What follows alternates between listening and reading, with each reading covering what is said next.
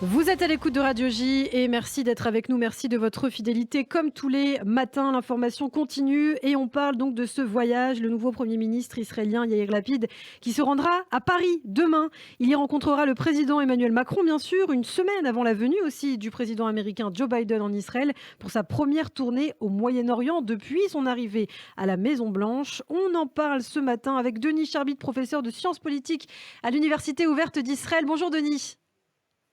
Bonjour Ilana. Et merci beaucoup d'être avec nous comme tous les lundis. Alors on parle de cette visite de Yair Lapid. Justement, le fait que le Premier ministre se rende en France pour son premier voyage officiel, qu'est-ce que ça symbolise selon vous? Je dirais que avant toute chose, c'est une amitié réelle, sincère, personnelle, une alchimie, comme on dit, entre les deux hommes. Vous savez, on dit que les États sont des monstres froids. C'est vrai, mais ils sont dirigés par des leaders. Ces leaders peuvent comment dirais-je, avoir une hostilité, une antipathie réciproque. C'était le cas d'Obama et de Netanyahou, par exemple. Et puis parfois, c'est de bonnes relations, cordiales, mais sans plus. Et puis parfois, c'est deux leaders qui se sentent, voilà, une proximité. Et c'est vrai que, je dirais que pour Lapid, Macron, c'était un peu le modèle. Je parle de son ascension politique, la manière dont il l'a réalisée. D'une certaine manière, Lapid a précédé, puisque c'est en 2013 qu'il est entré en politique, mais avec cette idée d'une autre politique. Alors, je ne parle pas des conséquences, des effets de la réalisation des promesses, mais en tout cas, c'est vrai que Macron a toujours soutenu Yair Lapid, beaucoup plus que Netanyahou. On se rappelle que Macron est venu en Israël parce qu'il y avait la commémoration de la journée internationale d'Auschwitz, de la libération des camps d'Auschwitz, pas à l'invitation de Netanyahou, que lui-même n'a jamais invité Netanyahou en France, mais qu'en revanche, il avait invité Reuven Rivlin. Et en revanche, il a toujours ouvert les portes de l'Élysée pour Yair Lapid. Il l'avait fait en octobre 2019, à quelques jours du scrutin.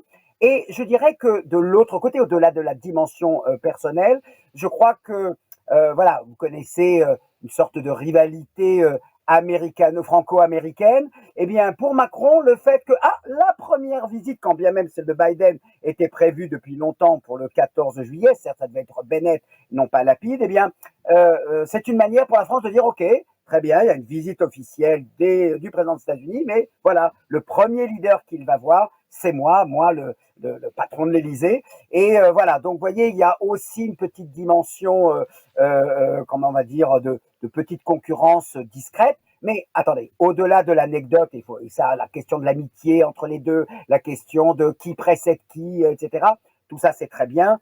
Il y a un vrai dossier, hein. Et le dossier, c'est pas les élections en Israël. Le dossier, c'est pas peut-être un peu le nucléaire iranien. Le vrai dossier, c'est le Liban.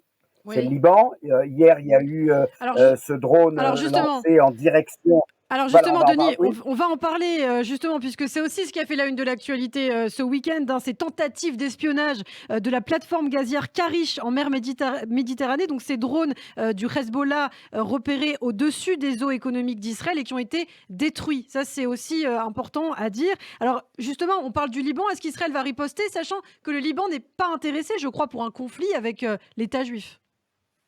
Tout à fait, tout à fait. Non, non, c'est clair que, alors, faut pas oublier, justement, c'est là l'importance du voyage euh, de Lapide en France, c'est que vous connaissez très bien, tous les auditeurs savent très bien, je dirais, l'attitude qu'a la France, le sentiment de la responsabilité qu'elle a vis-à-vis du Liban. Et je crois que Lapide a tout simplement demandé à Emmanuel Macron de faire peser de tout son poids dans la balance pour que la négociation aboutisse. Parce qu'il faut bien comprendre, le Hezbollah envoie des drones, alors qu'ils n'étaient pas armés, hein, c'est-à-dire Oui, c'est un message, hein, ça c'est clairement ce qu'on des appelle drones en d'espionnage. diplomatie, Oui. mais voilà, exactement, c'est un message au moment où les négociations avancent. Le Hezbollah avait toujours dit qu'il respecterait la décision du gouvernement libanais. Là, il a assorti, parce que c'est ça qui compte dans le message, c'est pas simplement le drone, d'autant qu'il a été intercepté, mais le message c'était attention, nous couperons la main de quiconque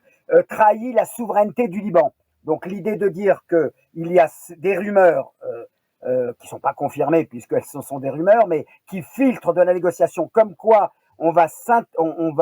il y a un contentieux, il faut le rappeler aux auditeurs, il y a un contentieux sur le tracé de la ligne des eaux économiques et territoriales entre le Liban et Israël. Et entre les deux, il y a justement, alors pas encore un champ gazier, je ne parle pas de Karish, hein, je parle de le litige entre le Liban et Israël, et vraisemblablement, comme dans toute négociation, c'est un compromis, c'est pas Israël qui reconnaît intégralement, c'est pas le Liban qui reconnaît intégralement que ça appartient à Israël, et le Hezbollah, en lançant ce drone, entend à la fois peser sur les négociations, sur la formation du gouvernement au Liban, après les élections, à la fois sur la négociation en disant, attendez, on s'est engagé à respecter tout résultat de cette négociation, mais attention, l'intérêt de la souveraineté libanaise nous préoccupe. Donc on voit bien, et c'est là où la visite de Lapid a de l'intérêt au-delà de la marque de courtoisie et des bonnes relations entre les deux personnes. C'est une manière pour Lapid de dire il faut appuyer le gouvernement libanais. Le gouvernement libanais est sur le point de signer un accord avec Israël sur la délimitation de cette frontière-là, veiller à calmer le jeu, veiller à neutraliser le Hezbollah, parce que là, il envoie un message, et bien entendu, je réponds maintenant à votre question, bien sûr qu'Israël ne va pas riposter militairement, d'abord parce qu'on peut prendre aussi, comment dirais-je, cet envoi de drones comme une réponse à toutes les interventions israéliennes en Syrie. Alors vous allez me dire quel est le rapport? Le rapport, c'est l'Iran, puisque l'Iran donne forcément l'autorisation au Hezbollah. Il est arrivé que parfois le Hezbollah agisse en cavalier seul sans demander l'autorisation de l'Iran. Là, c'est très clair, enfin, à peu près probable et plausible en tout cas que l'Iran a été derrière et que ça puisse être une sorte de réaction aux interventions israéliennes, y compris à Tartous avant-hier. Donc, dans ce contexte-là, Israël ne va pas riposter, elle ne veut pas provoquer une guerre au Liban, mais et là, le fait que ça a été intercepté permet en quelque sorte à Israël de ne pas avoir à riposter, en tout cas pas immédiatement. Et si elle riposte, elle ripostera en Syrie, pas au Liban. Parce que là, justement, elle doit protéger aussi les intérêts de la France. Alors peut-être un dernier mot, puisqu'on parlait aussi de la visite du président américain en Israël, Joe Biden. Le fait que Yair Lapid rencontre Emmanuel Macron maintenant, c'est aussi peut-être l'occasion de faire un bilan avant la venue de Joe Biden, peut-être de parler ensemble et puis de faire ensuite un point avec le président américain. Tout à fait. Non, je pense qu'il y a complémentarité entre les deux. Écoutez, regardez comme les choses sont mêlées. Vous avez annoncé dans votre bulletin d'information qu'on allait savoir aujourd'hui le résultat de l'enquête sur la fameuse balle qui a causé la mort de Abou Akleh. Ça revient aujourd'hui. Il est incontestable que si le résultat de l'enquête n'est pas favorable à Israël, ça va jeter un petit froid, en tout cas, dans la visite officielle que mène Yair Lapid, parce qu'il se trouve à Paris dans un moment qui sera délicat si, encore une fois, l'enquête détermine la responsabilité d'Israël. Si ce n'est pas le cas, je dirais au contraire, Yair Lapid fera une grande, une réunion de toute la presse. Israël a dit qu'ils assumeraient la responsabilité si, en tout cas, il était avéré que c'était bien l'armée israélienne qui avait tué la journaliste. Tout à fait. Vraisemblablement, on s'achemine vers ce résultat-là. On voit bien le ton est beaucoup plus, comme vous dites, très serein, en disant nous accepterons toutes les conclusions quelles qu'elles soient, toutes les enquêtes des médias jusqu'à présent ont plutôt mis en cause là. Mais là, on saura la réponse. Et encore une fois, là aussi, Biden. Pourquoi maintenant?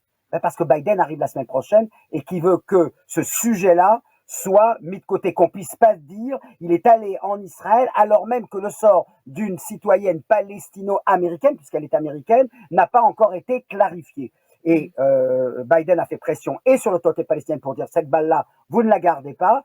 C'est Israël qui va regarder, mais il y aura la présence de deux personnalités dont j'ignore le nom, mais qui sont, paraît-il, des personnalités hors pair dans ce domaine de la balistique. Donc, voilà, Biden va arriver la semaine prochaine en Israël en sachant que cette histoire est derrière lui, puisqu'il aura effectivement tiré toutes les conclusions. Il est clair, et ça on l'a dit le premier jour, même si la balle vient du camp israélien, il est certain que ce n'était pas une cible visée. C'est une erreur de tir regrettable, et Israël est lapide.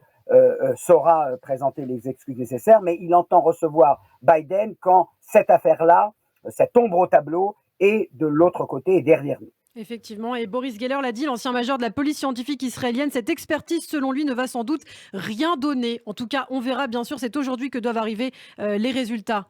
Eh bien, merci beaucoup, Denis Charbit, pour toutes ces précisions. Je le rappelle, vous êtes professeur de sciences politiques à l'Université ouverte d'Israël. On a le plaisir de vous retrouver tous les lundis sur Radio J, et puis également en podcast, si vous êtes arrivé en cours de route, si vous souhaitez écouter le début de cet entretien sur notre site internet radioj.fr, c'est possible, et sur notre chaîne YouTube. Merci beaucoup, Denis. À la semaine prochaine.